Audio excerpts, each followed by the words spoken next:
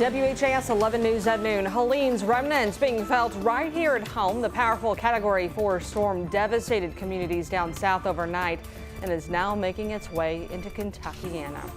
And with that, we are looking at major weather impacts to Louder Than Life, New Lou Fest, and the Paristown Art Fest, all set for this weekend, which events have already seen delays. And later, the war in Ukraine getting the attention of the presidential candidates, where the two stand on ending the war. It is all straight ahead here on WHAS 11 News at noon.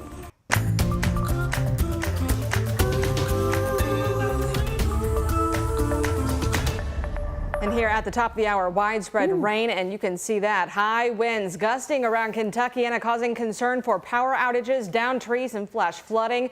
We know at least 20,000 people across the state are without power at this hour. That camera's shaking there, and this is why remnants from Hurricane Helene on our doorstep and will be sticking around through the weekend. Sam, you've been tracking Helene's path, and this will not be coming to an end anytime soon. No, that's right, Brooke. We are going to be seeing the wind end by later tonight, which is good news, but we're still going to be watching just kind of rounds of rainfall all weekend long. So a great weekend to stay inside. If you got a movie or show you want to binge, a good weekend for that. It's going to be a bit of a gloomy, cool, and rainy weekend. We are watching a band of steady rainfall from the remnants of Helene. Of course, Helene yesterday around 11 o'clock in the evening making landfall in the Big Bend of Florida, and we have seen her really race their way far to the north. In fact, we've been picking up rain locally since about 9 o'clock yesterday evening. We've been noticing the bands of rain from Fern Creek towards Anchorage, and in the city, we're already going to be noticing another band of more heavier rainfall moving in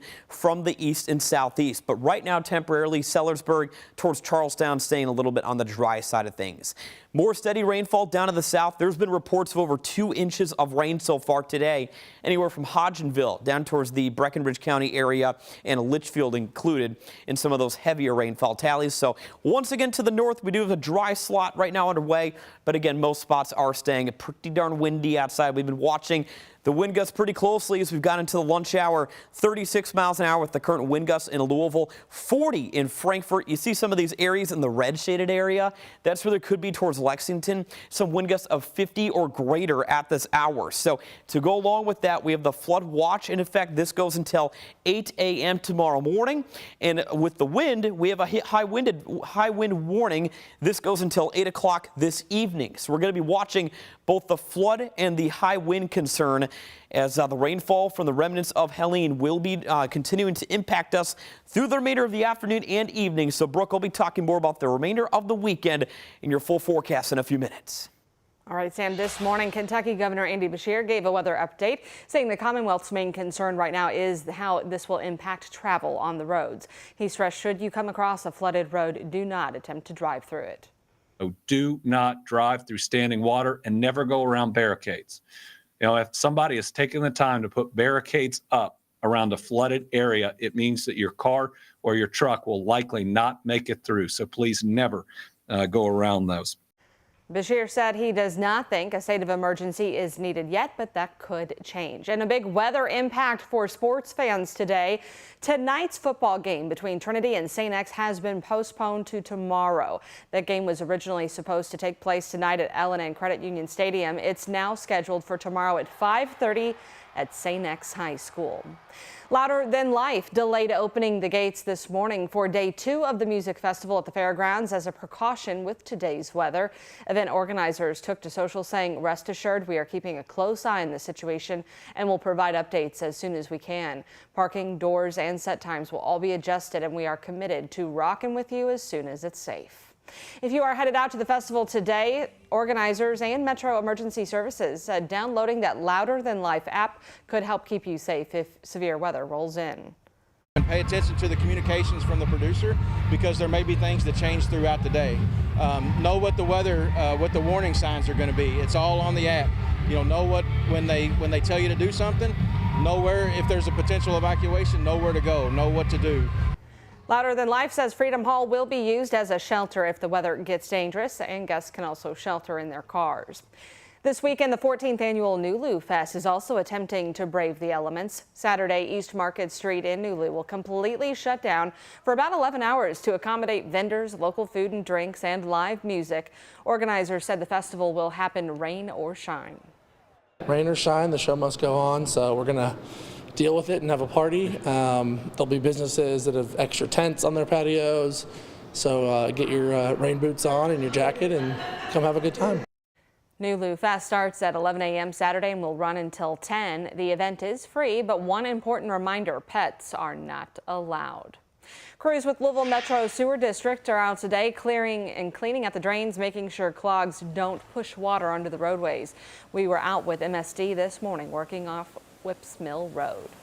We knew this storm was coming. We did all this cleaning out of the usual areas that flood and places where debris can get stuck and cause clogs. And so now what we do is just monitor and make sure that as that rainwater comes down, as those flows are carrying leaves, debris with them, that it doesn't clog up again. So that's what we do. It's just a continuous cycle of checking and making sure everything's in top shape. You can report flooding by calling that number there on your screen, 502-540-6000. We also have a link in this story online to submit that online report. And now we head south where Florida, Alabama, and Georgia were hit with a powerful Category 4 hurricane. At least 7 people have died. ABC's Ike Ajachi is in the storm zone in Florida. Helene slamming into Florida's Big Bend late Thursday night as a powerful Category 4 storm, still deadly as it drenches the southeast. A flash flood emergency issued in Atlanta after getting more than 6 inches of rain this morning. The massive storm bringing with it sustained winds of 140 miles per hour. Tropical force winds from the storm extending up to 310 miles from the eye. Power knocked out for millions of customers across the South. Transformers in Jacksonville, Florida, appearing to explode as the storm moved through. And Florida's barrier island communities of Treasure Island and Isle of Palms, streets are littered with debris. Boats from the marina now in people's yards and blocking neighborhood streets. Downtown Tampa underwater. Vehicles unable to get to the city's Davis Island to rescue stranded residents. The only way we're getting people off of the island right now is by boat. More than a foot of water inside Joanne Martino's St. Petersburg home. It was coming in from every door, didn't matter. It's probably about, I don't know, 4 feet high out there. And in Pasco County, just north of Tampa, the sheriff's department says they've rescued 200 people from the rising waters. Helene weakened to a tropical storm as it moved inland, but still brought with it damaging wind gusts and life-threatening flooding. 2 adults and an infant had to be rescued from their car in this Atlanta neighborhood. And in Charlotte, North Carolina, first responders using high-water vehicles to rescue residents. Back in Florida, Tampa's airport is officially reopened after suspending all of their flights due to Helene. The storm causing more than 800 flight cancellations across the country. Ike Ajachi, ABC News, Tallahassee. Helene is going to be a huge headache for air travel. You can see there Atlanta and Charlotte, 2 of the busiest airports in the country, are experiencing hundreds of delays and cancellations. So far nationwide, close to 800 flights have been delayed or canceled as of here at noon.